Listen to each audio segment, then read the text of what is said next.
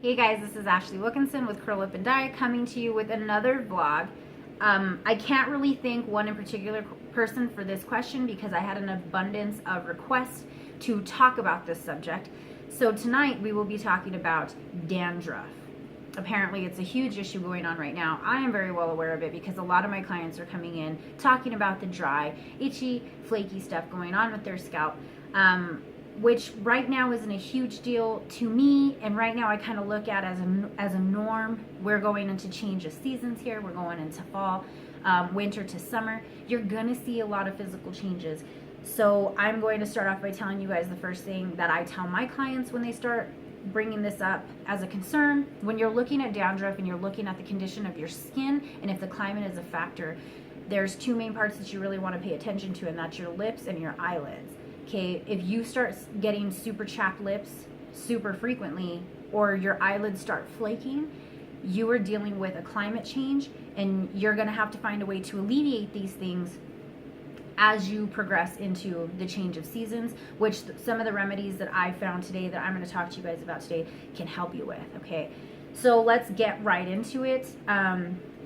Dandruff, there's a huge misconception on it. A lot of people see the flake and just say, oh, it's dandruff. It doesn't always have to be dandruff, you guys. We need to define what dandruff is, and we also need to talk about the other conditions that it could possibly be.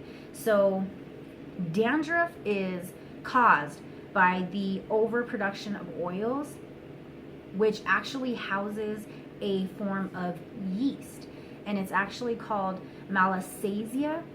And it is a yeast. You guys can look this up. This yeast feeds on the overproduction of oils and the dead skin cells. So it's feeding and feeding and feeding, and your body's being forced to produce more and shed more. So that is what dandruff actually is. Confused about dandruff, what it might look like, what it shouldn't? Look at the most oil producing parts of your face, your nose, your eyes, even your ears. They touch your hair. There's an abundance of oil on these things.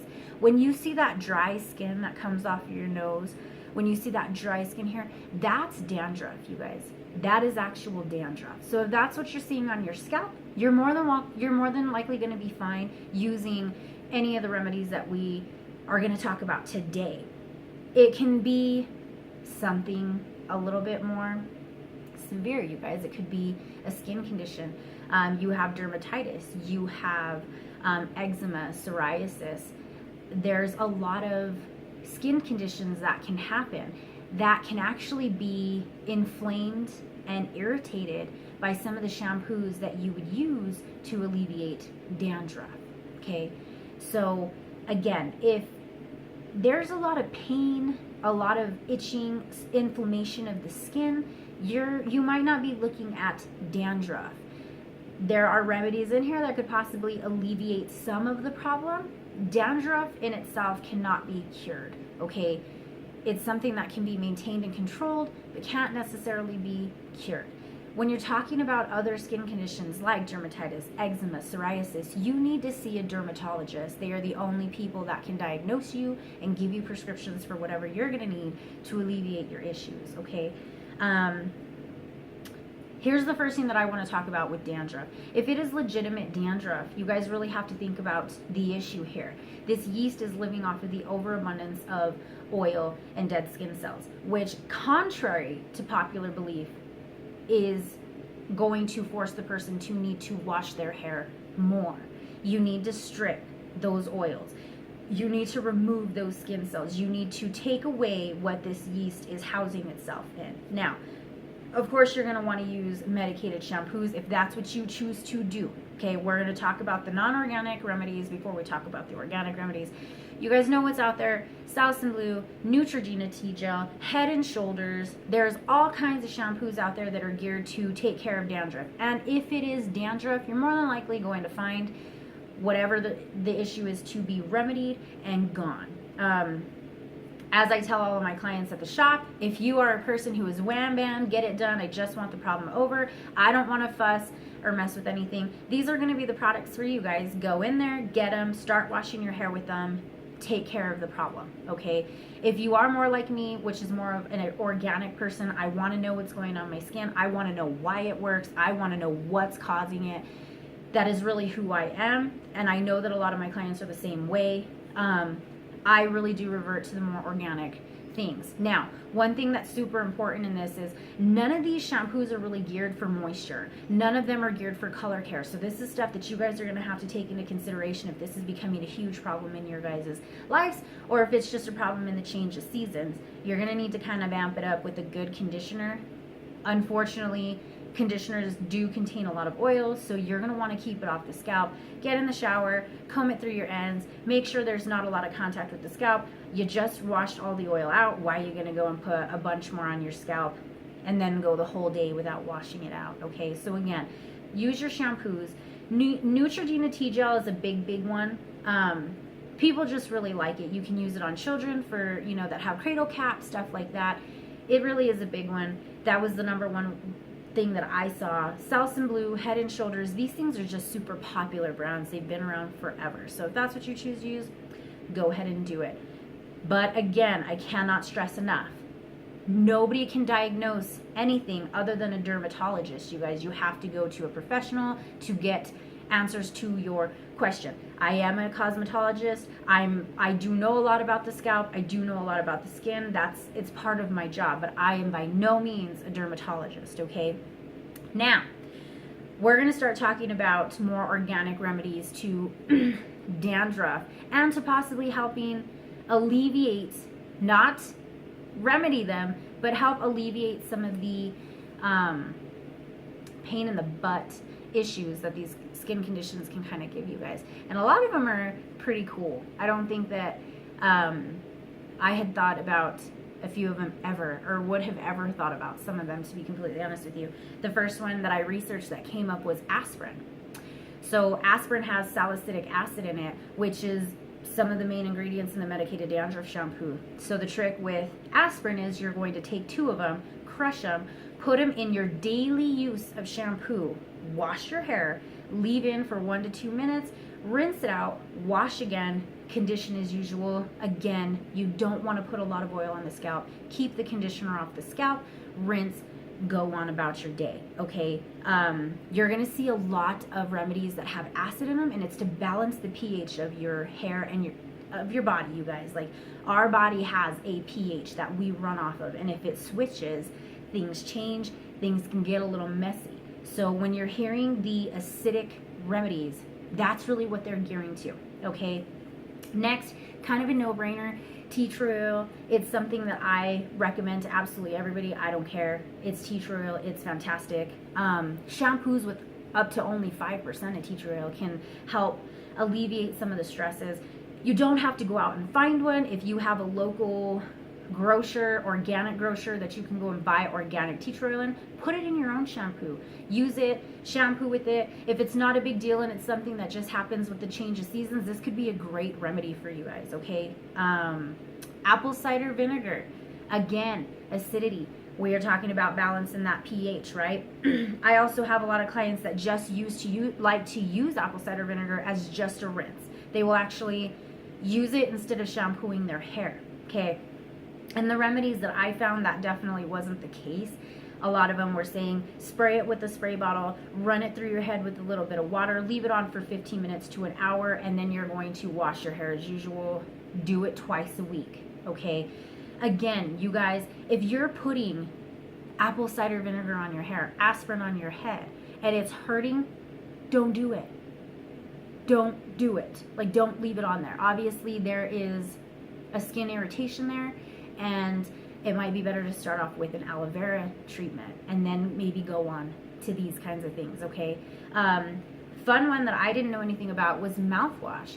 Mouthwash obviously has antifungal properties in it. So if you wash your hair regularly, rinse the shampoo out, rinse with mouthwash, condition normally, it can stop the yeast from growing. It makes kind of sense. Have you ever really gone a minute with mouthwash?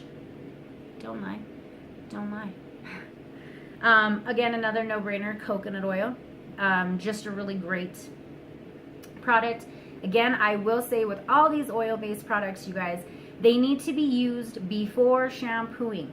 Okay, if you're putting them on your head, it does not make sense to feed, if it's dandruff, to feed a yeast that is primarily feeding on oil, you know, to throw a bunch of oil in your hair and just leave it there. That's like putting them in a buffet. You guys need to make sure that these oil remedies are washed out within a few hours, okay? Best thing to do is to get organic. They sell it at Walmart. It might not be the top of the shelf organic, but hell, it's coconut oil. Like, if you want to order it and go willy-nilly pay $40 for it, go right ahead. If you just want to run to the store, go get it. We're talking 3 to 5 tablespoons before you shampoo. You're going to rub it in, manipulate that scalp, let it sit for an hour. Shampoo normally. You can also look for shampoos that contain it already. I'm sure we all know of some. Coconut oil has become very popular in hair in general. I have a lot of people that do it that are doing major color changes that'll just fall asleep with coconut oil in their hair. It's super good for you guys, super organic. Just an all-around great product in every way for really anything having to do with hair care maintenance, okay? Lemon, again, we're talking about acidity. You can put about 2 tablespoons of lemon juice onto your scalp, massage it with water, stir a teaspoon of lemon juice into 1 cup of water, rinse your hair with it, repeat it every day if you want to, until it clears up, okay? Now again, if we're talking about these high acidity remedies and they are hurting your scalp, don't do them, you guys. Don't do it, okay? Salt was another one that came up, which is a really cool thing if you think about it. So when you get dry skin all over your body, anywhere else, you go to any dermatologist or any even massage place and they're going to say, let me give you a scrub. Let me exfoliate your body and let me get all of this dead skin out. So salt acts like that. But the cool thing about salt as well is we use salt to sweat vegetables. You want to pull a little bit of moisture out of that squash, sweat it out with some salt. So take some salt, put it on that scalp, wet your scalp just a little bit, or not at all. If it's super oily, super bad, put that on and really run it through until it flakes, until that salt builds up into balls and just flakes off. And once it does, shampoo it is usually, again, if you're going to condition, keep it off the scalp as best as you can, you guys. Aloe vera, no brainer. We talked about it earlier for alleviating pain in skin, and that's really what this is more geared to. If we're talking about skin conditions more so than dandruff, aloe vera is going to be fantastic for you. It's going to alleviate burning, pain, itching, stuff like that that's going to cause a little bit more irritation to the skin. Again, if you feel like your scalp is a little bit more sensitive, this might be the way to go before trying any of these natural remedies, okay? Olive oil. I did a lot of research on this only because it was the first thing that came into my head. And all the research that I did, this is looked at as a folk remedy, okay? A lot of the methods called for people falling asleep with it in their hair. It's just not something I'm comfortable telling you guys to do, knowing what I know about dandruff now. If you're going to use olive oil as a means of remedying your issue, I would say to use it the same exact way that you're going to use coconut oil, okay? 3 to 5 tablespoons on the scalp, manipulate it, massage it, but do not sleep with it. Rinse it out, shampoo it out, you guys. Get it out of your hair, condition as usual. I wouldn't suggest falling asleep or going more than even just 3 hours with an oil-based product on your scalp, knowing that the yeast growing on your scalp feeds off of oil, right? Kind of common sense. Makes sense when you think about it. So again, these were all the remedies that we talked about. To kind of recap, we talked about shampoos, Salsin Blue, Neutrogena Tea Gel, Head and Shoulders, coal tar. You can actually find coal tar in itself, but it's also in a lot of stuff that they make. So that's also an option. When you're dealing with organic, we're talking aspirin, tea tree oil, apple cider vinegar, mouthwash, coconut oil, lemon, salt, aloe vera, garlic, olive oil. All these things can help remedy. And I'm sure that there's plenty that you guys can find on your own, okay? Again, I really want to end this video with saying Nobody can diagnose any kind of skin condition other than a dermatologist, you guys. So if there's something serious going on, or this is something that's been going on for a lot of years and you've not gone in to get a specialist to look at it, it might be time to do that. I don't think that a lot of people realize what the buildup on the scalp can actually do to the hair follicle. It's suffocating. It literally is suffocating to the hair. So if this is a serious condition for you and more of just a climate seasonal change, I would really suggest getting everything checked out. You're more than welcome to try the remedies that I brought to the table. That's why I do these vlogs. But if those don't help you within a couple weeks, I would really suggest getting into somebody and talking to somebody. If you're a person who really hasn't tried any methods of taking care of it at all, I would give it a shot. What's the worst that can happen, okay? With that being said, again, go to a dermatologist if it gets super bad.